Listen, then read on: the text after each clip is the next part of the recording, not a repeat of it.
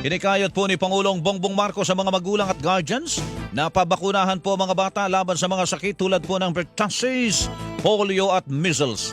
Ayon po sa Pangulo, walang dapat ikabahala o ikatakot sa bakuna dahil subok na ito at ilang taon na rin ginagamit.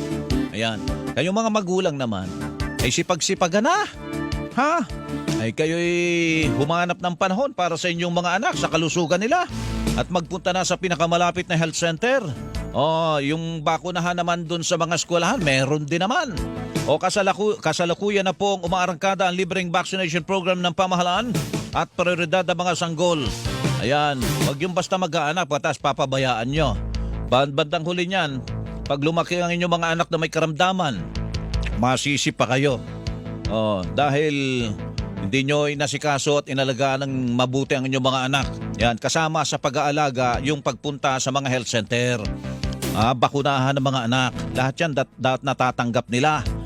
Target po ng Department of Health na makumpleto ang pagbabakuna laban sa mga naturang sakit sa 95% ng mga batang Pilipino, mga kapuso. Ito pa.